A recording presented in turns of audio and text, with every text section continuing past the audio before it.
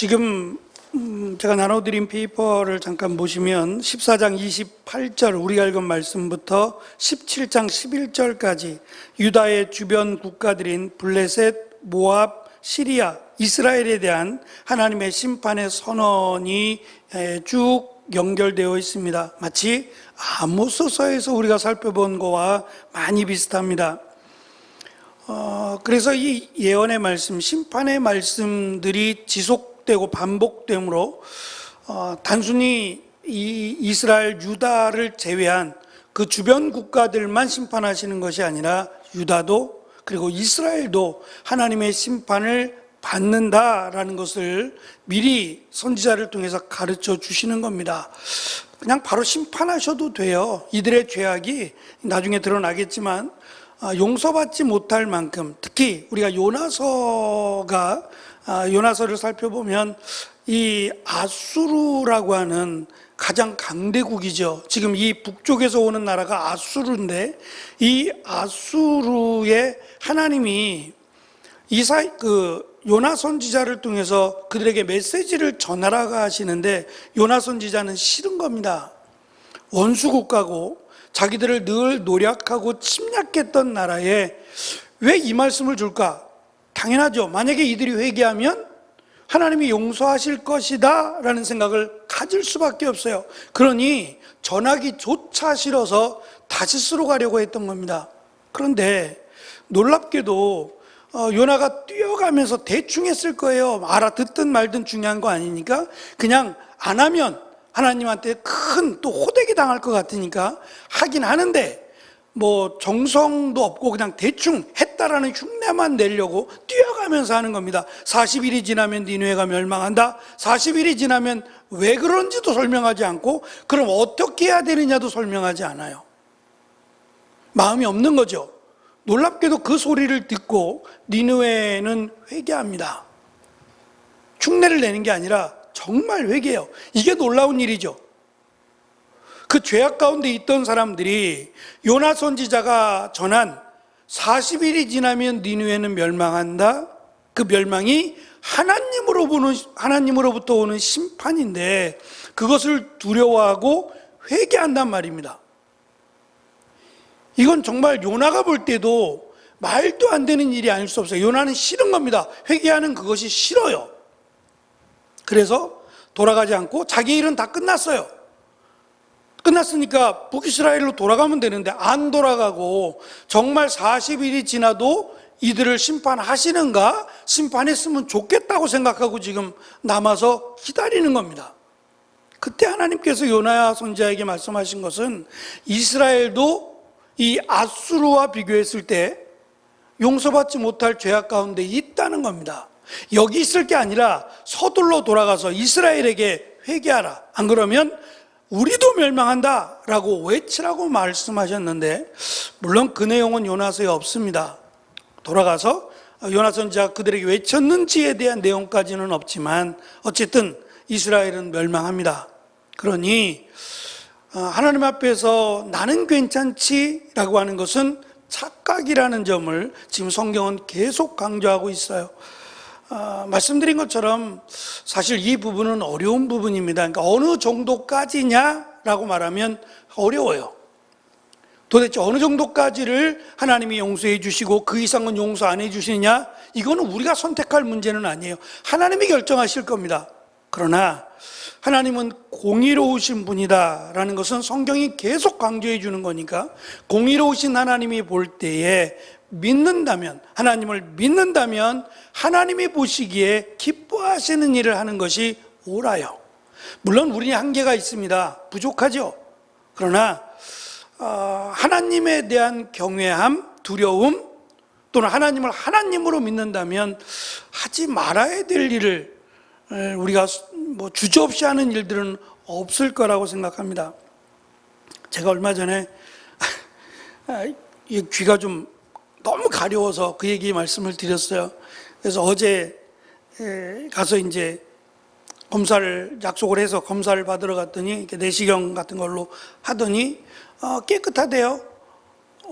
축하합니다 그러더라고요. 축하합니다 그러면서 너무 상황이 안 좋았는데 뭐 잘 참아줬다고 깨끗하다고 하는데 아직도 멍멍해요. 제가 귀가 아직도. 그래서 오른쪽하고 왼쪽을 비교해 보면 오른쪽은 깨끗한데 왼쪽은 아직 이렇게 뭔가 이렇게 이 고막 끝쪽에 뭔가 이렇게 몽우리가 진 것처럼 보이기도 하고 귀도 멍멍합니다. 아직 이게 낫다고 얘기하시는데 아직은 멍멍하고 좀 불편합니다 라고 얘기했더니 의사 선생님이 하는 거예요. 그게 그렇게 쉽게 낫지 않습니다. 더 나빠지지 않는 선에서 고쳐졌다는 얘기지 시간이 걸립니다 라는 얘기를 해요. 시간이 걸린다는 거예요. 그러니까 회복이 될 때까지는 딱 언제라고 말할 수는 없지만 시간이 걸린대요. 근데 저는 급한 거예요. 그냥 낫다 그러니까 깨끗하게 원래대로 라고 생각을 했는데 그러진 않는데요. 근데 그러고 나서 귀만 가려우면 겁이 나는 겁니다. 날씨도 덥고 그런데 귀만 가려우면 덜컥하고 겁이 나는 거예요. 후유증이라면 후유증이 될 수도 있는데 그것이 나쁘다고 볼 수도 있고 좋다고 볼 수도 있는 거예요. 그래서 이게 저도 이제 다리 골절이 좀 있어서 깁스도 해봤는데 깁스를 했던 사람들은 깁스를 풀고 나서도 자유롭게 걷지를 못해요. 몸이 반응을 하는 거예요. 불편하다고 몸이 반응을 하기 때문에 깁스를 풀었는데도 병원에서 다 낫습니다, 괜찮습니다라고 했는데 말을 안 들어요. 어느 정도 시간이 지나면 자연적으로 안 그랬던 것처럼 움직이게 되죠. 우리가 하나님을 기억하고 살아간다는 건 그런 것 같아요. 내가 어떤 일을 할 때 과연 이 일이 하나님이 기뻐하시는 걸까? 하나님이 원하시는 걸까?를 점검해 볼 수 있다는 것은 내가 믿음의 길을 걸어가고 있다라고 하는 저는 중요한 증거라고 생각해요. 왜 하나님께서 선지자들을 보내시겠어요? 예수님께서 이런 말씀하셨어요. 그 왕의 잔치의 비유를 하시면서 선지자들, 그러니까 종들을 보냈는데 이 종들을 싫어해서 종들을 해하고 심지어는 더 이상 종들을 보내지 않도록 그렇게까지 완악한 행동을 했다는 거예요. 심지어는 아들을 보냈는데 아들을 죽이기까지 했다 그랬잖아요. 지금 하나님의 말씀을 대언하고 있는 선지자의 입장에서는 상당히 위험한 행보예요. 죽을 수도 있어요. 죄악이 가득한, 죄악이 만연된 세상에서 하나님의 말씀을 전한다는 것을 그들이 듣고 회개하고 다시 하나님께로 돌아오면 더없이 좋겠지만 그럴 확률이 너무 적어요. 그럼에도 불구하고 우리가 지금 살펴보는 뒤쪽은 다 그래요. 아모스 선지자, 요나 선지자, 호세아 선지자부터 비롯해가지고 전부 다 얼마나 많습니까? 이것뿐만이 아니에요. 훨씬 더 많은 선지자들을 하나님이 계속 보내세요. 왜 그렇게 할까요? 한 두세 명 보내고 나서 말 안 들으면 그냥 됐다 이제 이렇게 말 안 들으니까 나도 포기할래 라고 하는 게 우리 생각 같아요. 근데 하나님은 끊임없이 선지자들을 보내세요.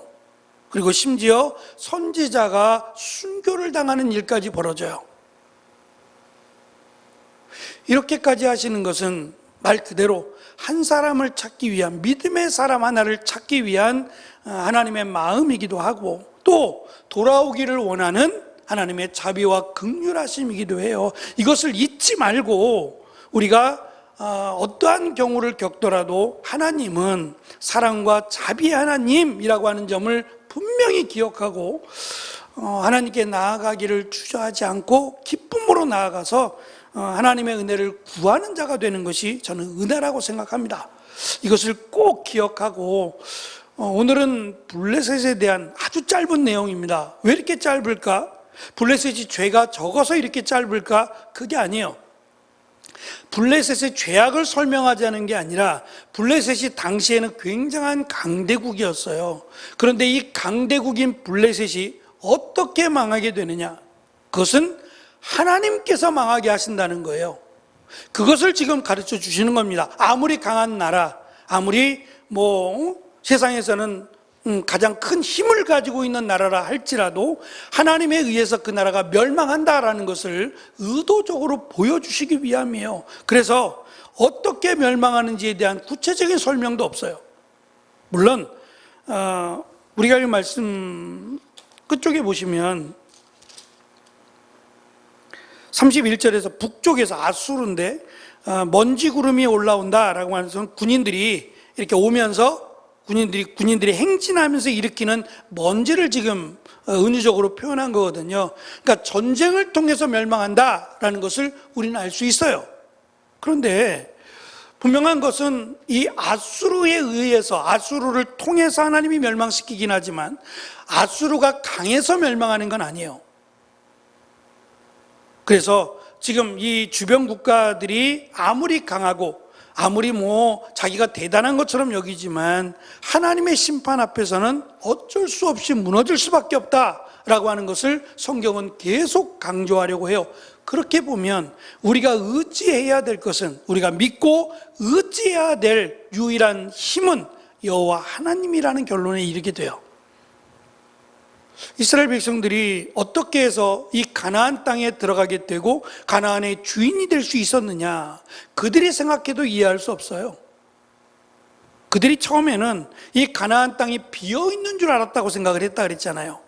하나님이 너에게 주겠다라고 했으니까 들어가기만 하면 되는 줄 알고 생각했는데 막상 와보니 아닌 거예요. 우리가 지난 시간에 살펴본 것처럼 거기에 거인들이 살고 있었어요. 그러니까 그 좋은 땅을 차지하죠. 누가 그들과 싸우겠어요? 싸울 수 없는 거죠. 그들이 워낙 장대하고 거인이고 그들과 싸우면 무조건 지겠다고 하니까 그들이 주인 노릇하고 있었던 겁니다. 그런데 하나님이 약속대로 이스라엘이 전쟁을 일으켜서가 아니라 하나님이 그들을 내보냈다고 말씀하고 있어요. 이것을 믿으면 우리가 비록 이 땅에서는 힘이 없고 부족하고 또 세상에 일어나는 모든 일들로 인해서 희망이 보이지 않는다고 할지라도 우리는 포기하지 않을 수 있습니다. 그것이 저는 믿음이라고 생각합니다. 저희 교회 커피 머신을 선물해 줬던, 남아공에 있을 때 잠깐 이제 선교사로 왔던 목사님이세요. 저보다 훨씬 젊은데 그 목사님을 며칠 전에 만났어요. 어떻게 지내? 가까이 있으면서 얼굴도 못 보네? 라고 하면서 점심이나 같이 먹자고 하면서 얼굴 좀 보고 이야기를 하면서 제가 한번 그런 얘기 했을 것 같은데, 길 건너편에 있는 교회입니다. 근데 교회가 조금 어려움이 있었어요. 어려움이 있다가 그 문제가 해결이 됐습니다. 성도들에게는 공식적으로 이야기는 안 했는데 목사님이 이제 교회를 부목사 때부터 시작해서 지금까지 꽤 오랜 시간을 사역하면서 목사님 심중의 기도 제목, 저희 교회도 한번 와봤었는데 심중의 기도 제목이 교회가 빚도 있고 한 12, 3억 정도 빚이 있습니다. 못 갚는 건 아닌데 이 이자만 해도 적지 않은 비용이고, 그래서 마음속으로는 이걸 좀 팔았으면 좋겠다. 그래서 제가 왜요? 그랬더니 언젠가부터 코로나 이전부터도 그랬지만 교회에 사람이 안 온대요. 평일날 다들 바쁘고 일하느라고 바쁘고, 예전에는 모임도 많았고 막 그렇잖아요. 지금은 예배 때만 거의 나오시니까 교회가 텅텅 빈대요. 그러니까 건물을 놀리는 이게 너무 아깝고, 이렇게 해서 이자만 수백만 원씩 나가는 것이 너무 아까워서 상가 한 2개 상가, 2층, 3층 이렇게 한 2개의 상가만 있으면 좋겠다. 하나는 예배당으로, 하나는 교육관, 교제실 이렇게 해서 상가면 더 좋겠다. 그러면 활용도가 훨씬 높을 것이다 라고 얘기해요. 시대가 많이 바뀌었구나. 예전에는 교회가 상가에 있다가 어떻게 하면 교회를 세워서 나갈까, 이 생각들을 했는데 이제는 거꾸로 교회 건물을 갖고 있는 교회들이 상가로 들어가고 싶어 해요. 이 얘기를 제가 처음 듣는 게 아니라 우리 장로님 그 일산에 간판 해줬던 교회예요. 거기도 지금 교회가 나가기를, 교회를 내놨어요. 그리고 아파트 들어선 거기에 상가를 지금 살려고 생각하는데 이게 말처럼 쉽나요? 시대가 달라졌구나, 변했구나 라는 생각을 했어요. 제일 중요한 것은 건물이 아니라 교회가 정말 교회답게끔 세워져 가는 게 가장 이상적인 교회라고 하는 생각이 자리를 잡기 시작했어요. 크고 작고의 문제도 아니고요. 교회가 건강하고 행복하고 은혜로우면 이게 최고라는 생각이 코로나 이후로 자리를 잡기 시작했다는 것이 감사해요. 그러면서 저희 교회를 되게 부러워해요. 일산에 있는 목사님도 또 이 건너편에 있는 목사님도 자기들은 교회 건물을 갖고 있으면서 상가에 있는 우리 교회를 굉장히 부러워해요. 바꿀래? 제가 농담 삼아 그랬는데 중요한 것은 교회가 정말 하나님이 보시기에 기뻐하실 만한 교회냐가 제일 중요한 것 같아요. 지금 이스라엘을 향해서 우리가 아모스서에서도 계속 지금 반복되는 내용이라서 왜 이렇게까지라는 생각을 계속 갖습니다만, 하나님께서 원하시는 것은 이스라엘 전체가 아니라 남은 자입니다. 믿음을 가진 자, 하나님을 찾는 자, 어쩌면 그 한 사람을 향해서 하나님이 계속 선지자들을 보내시고 하나님이 말씀하시고 힘주시고 위로하시는 거예요. 그 한 사람의 소중함이 예수님께서 잃어버린 양 한 마리를 찾기 위해서 온 산과 들을 헤매이고 찾고 어깨에 메고 흥얼거리며 노래하며 돌아오는 그 목자의 모습으로 말씀하셨어요. 그렇다면 내가 비록 연약하고 부족하고 세상에서는 인정을 받지 못한다 할지라도 하나님이 보시기에 귀한 사람, 하나님이 사랑하는 사람만 되면 이것이 힘이고 은혜고 축복이다라고 하는 생각을 계속 갖게 됩니다. 어쨌든 우리가 믿음으로 세워져 가고 하나님을 기억하고 말씀 가운데 살아가는 것이 주님이 오실 때까지 우리가 반복하고 지속해야 될 가장 중요한 과제가 아닌가 싶습니다. 내용을 좀 보시면 지금 블레셋 사람들은 이 아수르, 위에서부터 내려오는 아수르가 힘이 생기는 것에 대해서 부담감을 가져요.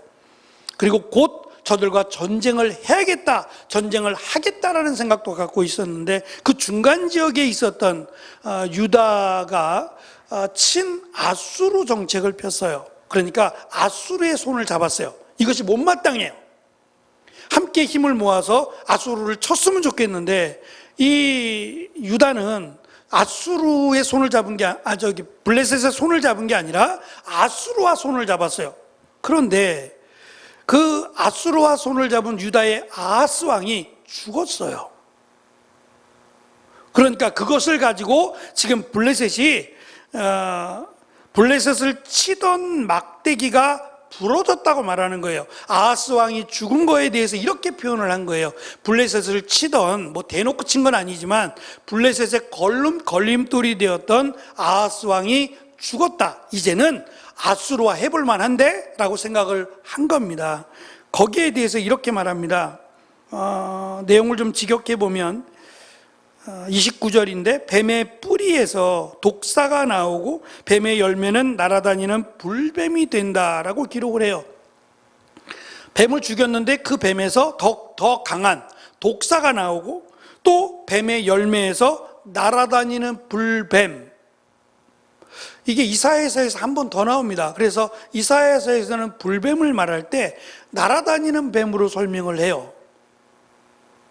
이스라엘 백성들이 광야에서 만난 불뱀, 어떤 건지 모르겠어요. 똑같다고도 말할 수 없는데 어쨌든 이 뱀에 물린 자는 굉장히 고통을 당하고 죽었어요. 그러면 굉장히 독성이 강하거나 상상만 해도 막 오금이 저릴 만큼 그 무시무시한 뱀일 것이 분명한데, 지금 블레셋이 생각하는 아하스만 죽었으면 됐어? 라고 생각하지만 아니라는 거예요. 그 다음에 등장하는 히스기야가 마치 이 불뱀과 같은, 오히려 블레셋에게 더 강한 해를 주는 세력으로 등장하게 될 것임을 지금 말씀합니다. 이 페이지 보시면 부러진 막대기는 아수르 제국의 도구로 사용되었던 아하스 왕을 상징해요. 이것이 부러졌다는 얘기는 아하스 왕이 죽었다는 얘기고, 독사와 날아다니는 불뱀은 아하스의 아들인 히스기야를 상징하고, 히스기야는 아버지 아하스보다 훨씬 더 강하고 또 치명적인, 블레셋에게는 치명적인 통치자가 될 것임을 예언하고 있습니다. 이 예언은 겉보기에는 연약한 다윗 왕조가 하나님 안에서 강력한 힘을 회복할 것이고 블레셋에게는 더 큰 위협이 될 것임을 강조합니다. 세상의 권력 관계에 매몰되지 않고 역사를 주관하시는 하나님의 주권, 하나님의 인도하심을 구하라고 하는 이런 신학적 관점을 보여줍니다. 두 번째, 30절과 31절의 내용입니다. 하나님의 보호와 심판에 대한 대비인데요. 이 예언은 유다의 가장 가난하고 비천한 자들도 하나님의 보호 아래 배불리 먹고 안심하며 쉴 것이지만, 사실 이건 강조예요. 남유다는 멸망합니다. 멸망하고 실제로 남유다가 가난한 자, 비천한 자들이 이렇게 여유를 가지고 잘 먹고 잘 살았느냐? 그렇지 않아요. 그렇지 않습니다. 그러면 믿음을 가진 자는 그랬느냐? 그렇지 않아요. 그래서 제가 욥기서를 말씀할 때, 욥기서를 함께 나누면서 욥기서의 연도를 언제 쓰여진 거냐라고 할 때는 어려움이 있다 그랬어요. 제가 자랄 때에는 이 욥기서가 아브라함 시대와 동시대로 말씀을 많이 들었어요. 설교를. 아마도 그러셨을 거예요. 근데 그것은 그냥 추측입니다. 어디에도 아브라함 시대라는 말이 없어요. 오히려 내용을 보면 이러한 내용이 등장할 만한 시대가 어느 시대일까? 예를 들면 내가 잘못한 게 없는데 고난을 당한다? 이게 어떤 시대일까 생각해 보면 이스라엘 백성들이 포로로 끌려가거나 믿음의 자손들 가운데도, 예를 들면 우리가 잘 아는 다니엘과 친구들처럼 믿음을 지켰던 가정들, 그의 자녀들조차도 포로로 끌려가는, 잘못을 안 했는데 조상들의 잘못으로 인해서 포로로 끌려가는 이런 억울한 상황이 주어졌던 때가 아닐까? 그렇다면 잘못이 없는데, 욥과 같이 의로운데 죄를 짓지 않았는데 왜 이런 고난을 당할까? 이런 원망을 할 만하다는 거예요.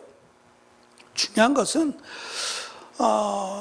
말씀드린 것처럼 하나님은 지금 계속해서 이런 이야기를 하시는 것은 그들이 다시 돌아올 여지가 있다는 거예요. 끝이 아니라는 거예요. 포로로 끌려간 것이 끝이 아니라는 거예요. 다시 그들을 예루살렘으로, 그래서 오늘 말씀 가운데 시온에 대한 내용이 나옵니다. 32절, 시온을 굳게 세우셨으니 라는 말씀이 있지요. 이 시온이 예루살렘의 옛 이름이에요. 똑같은 이름인데 옛날에는 시온이었고, 그리고 시간이 지나서 예수님 당시에는 예루살렘으로 변해요. 그러니까 시온을 굳게 세우셨다는 얘기는 시온이니까가 아니에요. 믿음의 사람들, 이들을 시온으로 보고 이 시온을 하나님이 굳게 세우겠다라는 약속입니다. 우리도 마찬가지죠. 지금 여러 가지 우리가 대한민국이라고 하는 나라에 살아가면서 믿는 사람들은, 하나님을 잘 믿고 기도하며 말씀대로 살아가는 사람들은 고난이 없느냐? 그렇지 않죠. 대한민국의 어려움은 같이 어려워요. 같이 어려움을 겪지요. 오히려 더 어려움을 겪을 수도 있어요. 우리가 겪었던 6.25나 일제 침략에 의하면 믿는다는 이유만으로 더 고난을 당하고 심지어 죽임을 당하기까지 했어요. 그럼에도 믿음을 지켰던 것은 그것이 끝이 아님을 알았기 때문이에요.